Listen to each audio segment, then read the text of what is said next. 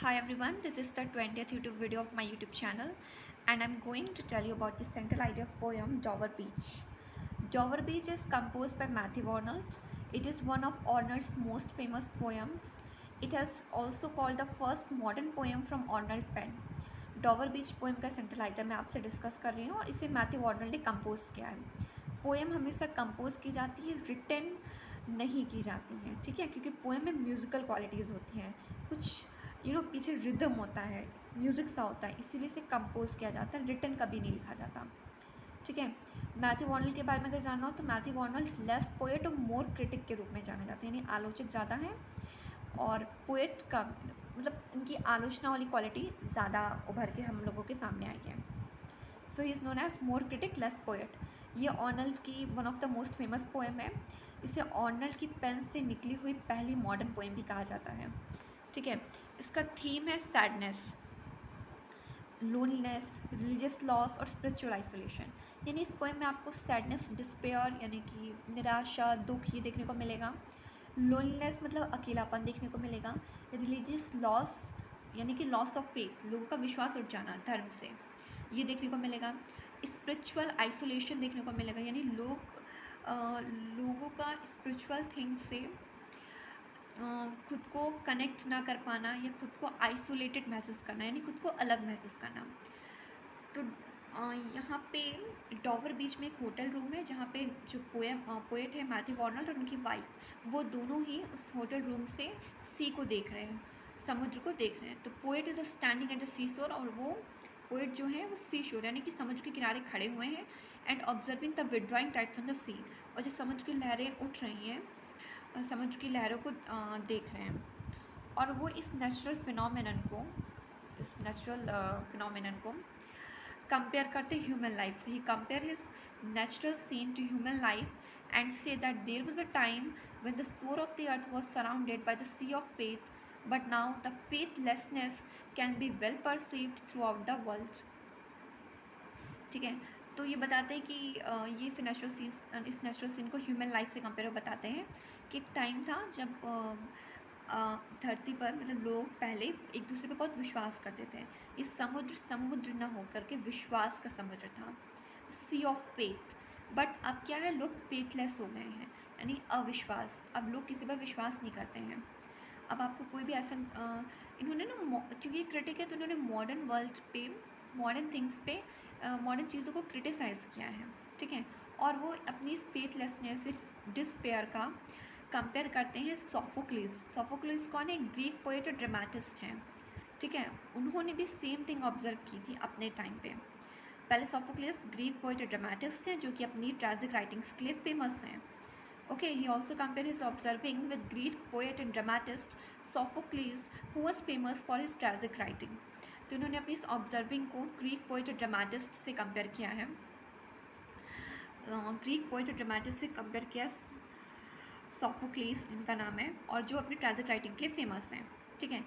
उस टाइम जब सोफोक्लीस ने भी यही ऑब्जर्व किया था, जब वो एगियन सी के शोर पर किनारे पे खड़े हुए थे और जब एगियन सी के किनारे पे खड़े होकर उन्होंने भी ह्यूमन लाइफ के बारे में सेम थिंग ऑब्जर्व की थी कि human life was full of suffering and painful, it is distressed.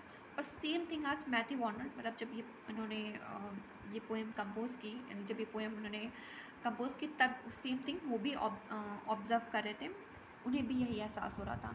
तो अपने इस एहसास को उन्होंने सोफोक्लिस के ऑब्जर्विंग से कंपेयर किया और कहा कि जो मैं आज फील कर रहा हूँ वो उस टाइम सोफोक्लिस ने भी फील किया होगा जब वो एगियन सी के किनारे खड़े थे। उन्होंने भी यही कहा था कि human life was full of suffering and painful, it is distressed, he find himself uneasy in the modern world. Matthew Arnold खुद को इस मॉडर्न वर्ल्ड में असहज महसूस करते हैं। अनईजी मतलब असहज, जहाँ पे रिलीजन और मॉरल वैल्यूज़ ख़त्म होने को आई हैं या डिक्लाइन हो गई हैं, ख़त्म हो गई हैं। The present day world has neither joy, love and spiritual light, not certainly peace and help for pain. आज की दुनिया में ना ही खुशी है, ना ही यहाँ पे जॉय का मतलब true Joy, love means true love, spiritual light यानी लोगों का एक धर्म के प्रति या स्पिरिचुअल थिंग्स के प्रति एक झुकाव, उसके प्रति विश्वास नहीं रह गया है। नॉट सडनली पीस, ना ही पूरी तरीके से शांति है। शांति का मतलब यहाँ पे 2-3 चीज़ों से लिया जा सकता है। पीस का मतलब होता है कि people are very busy to earn the money, और यहाँ पे पीस का मतलब होता है शहर के शोर शराबों से, ठीक है।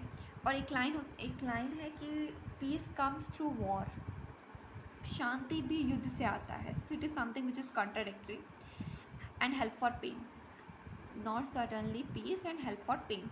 People are struggling with one another, लोग एक दूसरे से स्ट्रगल कर रहे हैं। The world is like a dark battle field, यहाँ पे वर्ड यूज हुआ है लाइक, ओके। एक सिमली नाम की एक फिगर ऑफ स्पीच होती है जिसमें लाइक, एज और शो, अगर ये 3 वर्ड्स इस्तेमाल हुए हैं तो वो फिगर ऑफ स्पीच सिमली कहलाती है।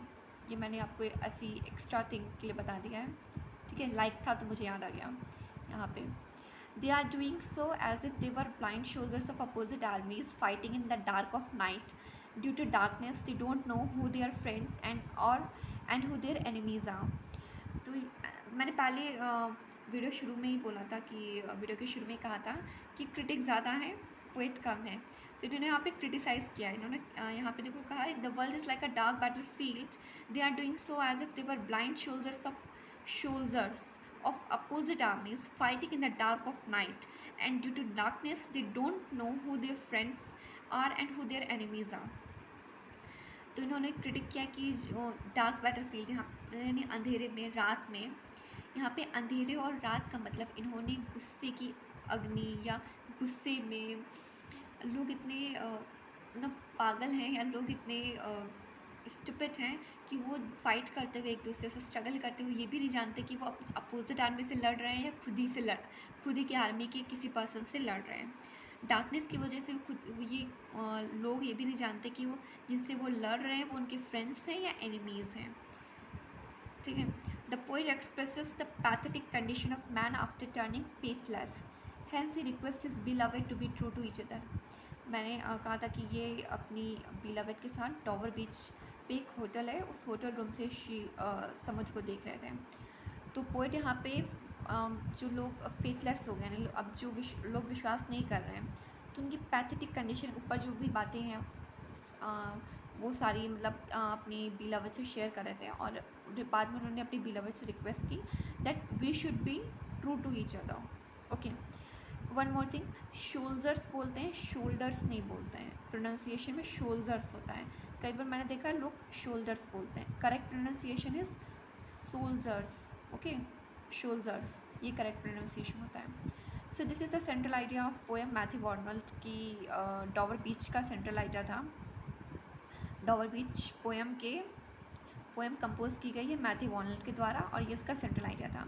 एग्ज़ाम में सेंट्रल आइडिया नहीं आता है, एक्सप्लेनेशन ही आता है, बट एक्सप्लेनेशन में आपकी हेल्प काफ़ी करेगा, ओके। अगर आप क्लियर होगा कि पोएम में है क्या, तो आप एक्सप्लेन भी अच्छे से कर सकते हैं। अगर आपका कोई क्वेश्चन हो तो आप कमेंट सेक्शन में पूछ सकते हैं। Thank you so much.